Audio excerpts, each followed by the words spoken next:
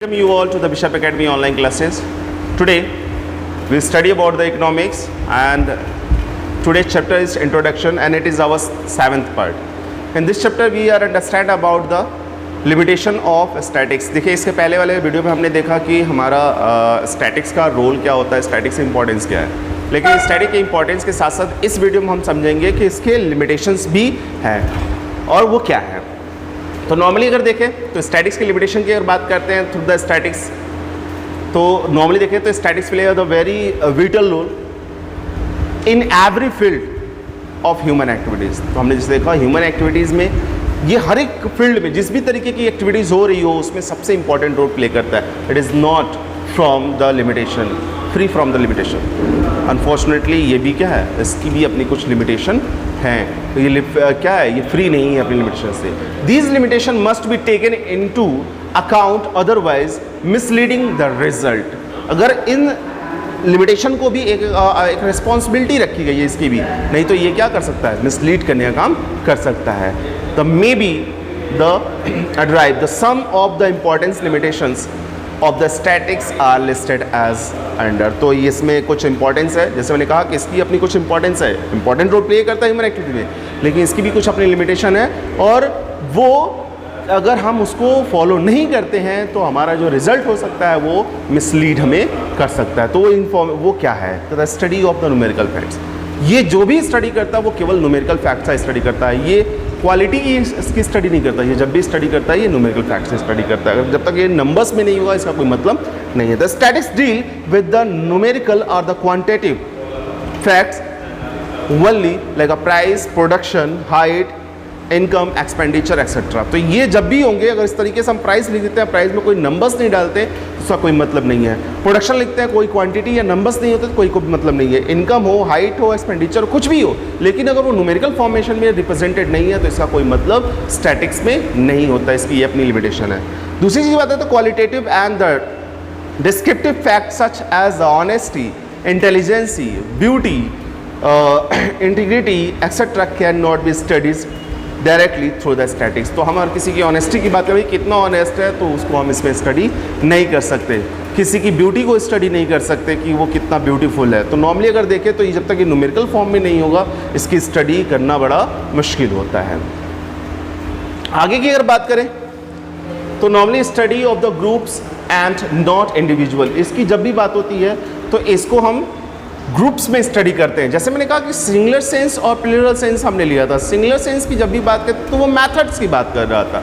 तो singular sense में हम एक दो मेथड लेते हैं, उसको यूज़ करके अपना रिजल्ट लेने का काम कर सकते हैं। लेकिन जब भी हम बात करते हैं कि डेटा का या जो कलेक्टेड डेटा होता है वो जब तक प्लूरल फॉर्म में नहीं होगा हम उसको स्टैटिक्स का पार्ट नहीं मानेंगे। तो कहीं ना कहीं उस स्टेटमेंट को ये सेटिस्फाई करता है, study of groups and not individual. तो ये इंडिविजुअल फॉर्मेशन को स्टडी नहीं करता, ये ग्रुप्स को स्टडी करता है। नॉर्मली कैसे, the statics does not study any individual unit. For example the wages of labour, profit of a company do not constitute the statics because these figures are unrelated and incomparable। अगर हम बात करें कि किसी एक बंदे की सैलरी, मिस्टर राम की सैलरी 10,000 है, तो वो जो इंफॉर्मेशन होगा वो स्टैटिकली नहीं होगा।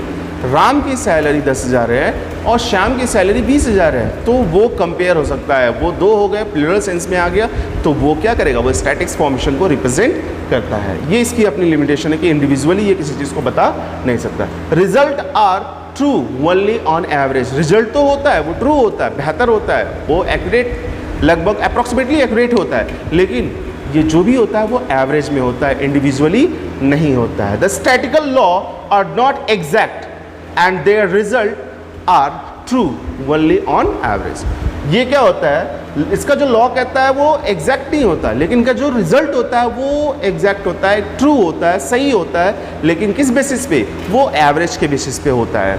आगे देखें, these are valid only under the certain set of assumptions. कुछ सर्टेन सेट्स होते हैं, कुछ पहले से एजम्पशंस होते हैं, उन्हीं के बेसिस पे ये केस का रिजल्ट क्या होता है, वो ट्रूली वेरीफाइड होता है। For the example, if we say the national income has been increases at the rate of 2% per year for last 5 years, कहता है कि अगर देखें तो यहाँ पे जो एग्जांपल दिया गया उसमें कहता है 2% के रेट से पिछले 5 साल में हर साल हमारी इकॉनमी क्या हो रही है, बढ़ रही है। तो it does not means that national income has been increases, इसका मतलब ये नहीं हो कि नेशनल इनकम हमारी क्या हो गई, इंक्रीज हो गई।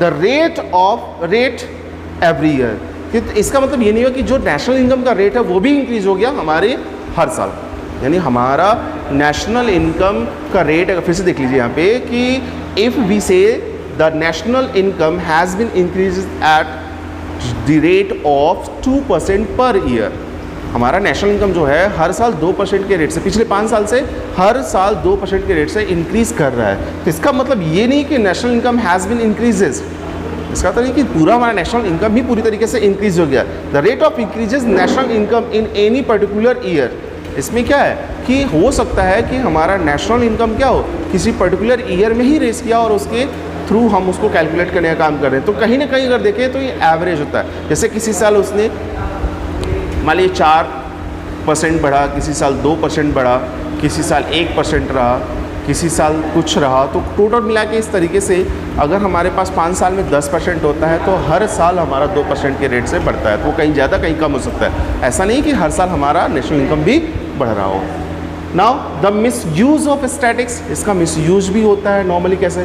The statistical pair can be easily destroyed, हम इसको आसानी से ख़त्म कर सकते हैं। Multiplying the dishonesty politicians for their self motive, कई बार क्या होता है कि जो कह लीजिए कि ऐसे जो पॉलिटिशियंस होते हैं जिनका अपना मोटिव होता है, अपना सेल्फ प्रॉफिट को फोकस करके इस तरह के डेटा को यूज़ कर सकते हैं। अभी बीच में आपने देखा था कि कुछ जो डेटा थे इंडियंस के वो लीक हो गए। तभी मुंबई में तकरीबन 2.5 करोड़ लोगों के जो बैंकिंग डेटा है, इंफॉर्मेशन मोबाइल्स के, वो लीक कर गए हैं। तो वो कई बार क्या होता है कि जो हमारे पास कलेक्टेड होते हैं उसको हमारे कुछ पॉलिटिशियन अपने profit of point of view से उसको लीक कर देते हैं, तो ये मिस यूज़ हो सकता है। Normally the statics may prove through true what actually is not true. Normally अगर देखें तो स्टैटिक्स ये प्रूव करता है कि क्या ट्रू है, लेकिन क्या वास्तव में ट्रू नहीं है, इसको प्रूव करने का काम करता है। In other words the statistics are like the clay from which you can make the god और a devil as your face. तो अगर देखें तो इस तरीके से बड़ा अच्छा वर्ड है। तो स्टैटिक्स लाइक अ क्ले, स्टैटिक एक उस मिट्टी की तरह होता है जिसको हम भगवान भी बना सकते हैं और शैतान भी बना सकते हैं, यानी कि वो उसके डेटा को हम कैसे इस्तेमाल करें वो हमारे अपने बिलीवनेस, हमारी अपनी ट्रूथनेस के ऊपर डिपेंड करता है। नॉर्मली अगर बात करते हैं फिर तो यूज़ बाय द एक्सपर्ट, इसका सबसे बड़ा प्रॉब्लम ये है कि हर कोई इस डेटा को यूज़ नहीं कर सकता। मतलब ये है कि सबको इसको रीड करना पॉसिबल नहीं है। तो जब भी होता है तो इसको रीड करने के लिए एक एक्सपर्ट की रिक्वायरमेंट होती है, जो कि एक्सपेंसिव होता है बिजनेस ऑर्गेनाइजेशन के लिए। नॉर्मली होमोजीनियस क्वांटिटेटिव फैक्ट्स, और इसमें जब भी डेटा होगा तो वो अलग अलग डेटा एक साथ हम इसमें रीड नहीं कर सकते, एक तरह के डेटा को एक बार में रीड कर सकते हैं, ये अपनी एक लिमिटेशन है। अब हम देखें, it is not only the method, ये केवल मैथड नहीं होता। Statics method is not, static method is one of the methods and it's not only one approach for the decision making for the solution of the problems। अगर देखें तो ये केवल एक अप्रोच है, दृष्टिकोण है, एक नज़रिया है, लेकिन ये डिसीजन नहीं हो सकता। ठीक है, तो ये अपनी एक लिमिटेशन है। And after this first chapter, your first chapter is over. और आप अपना नोट्स ज़रूर बना लीजिएगा अपने लेक्चर्स के बेसिस पे, अपने पास जो भी डिटेल्स अवेलेबल आपके पास उसके बेसिस पे अगर कोई प्रॉब्लम रहती है, कोई क्वेश्चन रहता है तो एक बार ज़रूर इंक्वायरीज कर लीजिएगा। गूगल क्लासरूम पे आप मुझे सेंड कर दीजिएगा। Thank you, that's all.